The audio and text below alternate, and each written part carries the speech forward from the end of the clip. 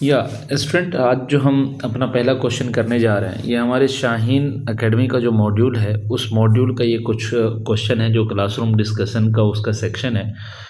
उसका हम question number 32 आज जा रहे हैं करने के लिए।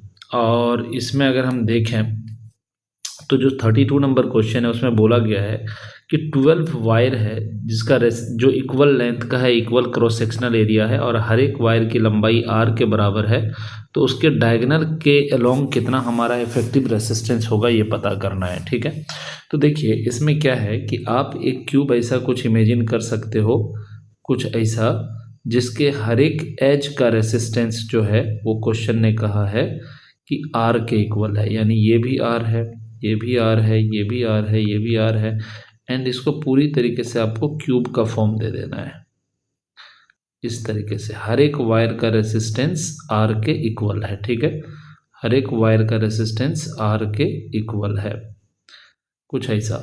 और आपको डायगोनली यानी सपोज ये a है और ये b है, तो इस a और b के अलोंग आपको इक्विवेलेंट रेजिस्टेंस पता करना है। तो इसके लिए अपन क्या करेंगे, यहाँ पर कुछ पॉइंट की नेमिंग कर देंगे। जैसे ये पॉइंट है तो इसका नाम हम C रख देते हैं, इसका नाम हम D रख देते हैं, इस पॉइंट का नाम हम E रख देते हैं, इसका नाम हम F, इसी तरह ये G और ये H हो जाता है। ठीक है, अब क्या करेंगे कि हम सबसे पहला काम ये करेंगे कि A से हम चलते हैं और A से हमें 1, 2 और 3 रेसिस्टर कनेक्ट किया हुआ दिखता है। तो हम A से चले और A से हमें 1, 2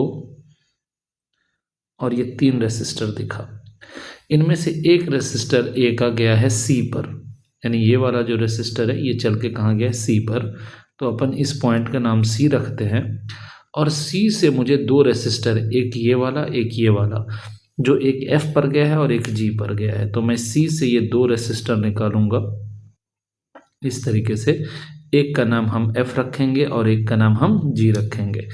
अच्छा, एक का नाम चलिए रख ही देते हैं, ये हमारा F है और ये हमारा G है।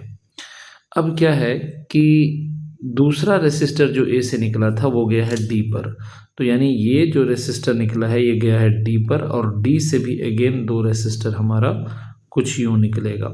तो D से जो 2 रेसिस्टर निकला है तो एक उसमें से गया है कहाँ, F पर, और एक गया है कहाँ, H पर। तो ये हमारा ऑलरेडी F पॉइंट है, D का भी एक रेसिस्टर F पर मिलना है, तो हम क्या करेंगे इन दोनों को ला करके ऐसा कनेक्ट कर देंगे। ठीक है, तो हम बेसिकली हम इस पॉइंट का नाम जो है, इस पॉइंट का नाम हम F रख देंगे। ठीक है, अच्छा, D का एक रेसिस्टर गया है H पर, तो इसका नाम H हो गया। अब A से जो तीसरा रेसिस्टर था ये वाला, ये गया है कहाँ, E पर, तो इसका नाम E रखिए। और E से आप देखेंगे तो एक रेसिस्टर G पर गया है और एक रेसिस्टर चल के H पर आया है, तो E से हम एक रेसिस्टर यूँ और एक रेसिस्टर यूँ, तो एक गया है इसमें से कहाँ, एक इसमें से गया है G पर, तो एक गया है हमारा E से चल करके G पर। तो हम इसको क्या करेंगे, इस G वाले के साथ ऐसा ला करके कनेक्ट करेंगे और बेसिकली हम इस पॉइंट को G बोलेंगे। ठीक है ना, ये पॉइंट हमारा G हो जाएगा कुछ इस तरीके से। ठीक है, और इसी तरीके से हम इस वाले को ला करके ऐसा कनेक्ट कर देंगे और हम बोलेंगे क्या कि ये जो हमारा है, ये जो हमारा है ये हमारा बेसिकली H हो जाएगा, ये हमारा H हो जाएगा। अब ये तीनों रेसिस्टर, ये तीनों तो हो गया। अब इन तीनों से F से भी एक रेसिस्टर B पर गया है, G से भी एक B पर गया है और H वाले से भी एक B पर गया, यहाँ से भी B पर गया, यहाँ से भी। तो इन तीनों से हम एक रेसिस्टर को निकालेंगे इस तरीके से और तीनों को कहाँ ले जा करके कनेक्ट कर देंगे, B पर कर देंगे। ठीक है ना, इन सब की वैल्यू R के बराबर है। तो अगर आप देखोगे तो ये लाइन, अगर आप ध्यान से देखोगे तो आपको ये लाइन जो है, इस लाइन के अबाउट ये पूरा नेटवर्क सिमेट्रिकल दिख रहा होगा। तो अगर सिमेट्रिकल दिख रहा है तो हम इन सारे पॉइंट को एक पॉइंट और इन सारे पॉइंट को एक पॉइंट मान करके चल सकते हैं।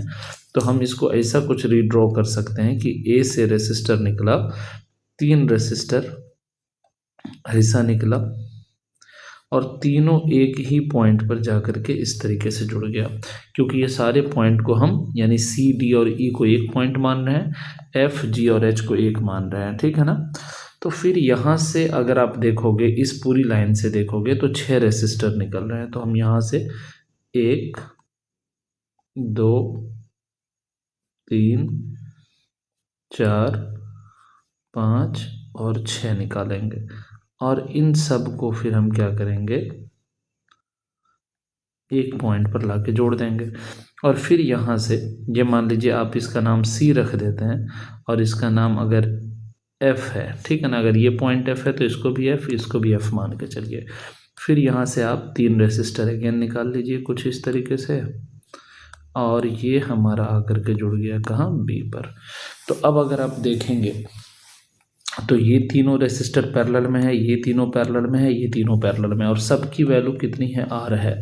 तो आप क्या करो, अगर इन सब का इक्विवेलेंट निकालोगे तो इन तीनों का जो इक्विवेलेंट आपको मिलेगा वो एक आ जाएगा कितना, R/3 के बराबर। इसी तरीके से ये 6 हैं तो इन 6 का कितना आएगा, ये वाला जो है 6 है टोटल, तो इसका आ जाएगा R/6, और इसी तरीके से तीसरे वाले का कितना आएगा, R/3। अब ये तीनों सीरीज़ में दिख रहा है, तीनों का सीरीज़ कॉम्बिनेशन करेंगे हम, तो हमें R इक्विवेलेंट मिल जाएगा R/3 plus R/6 plus R/3 के बराबर। तो जो हमारा आ जाएगा ये 6 हो जाएगा, ये हमारा 2R plus R plus 2R, that is equal to 5R/6 answer आ जाएगा। तो हम अगर देखें तो हमारा ये 5R/6 ऑप्शन थर्ड जो है वो करेक्ट हो जाएगा। Thank you so much.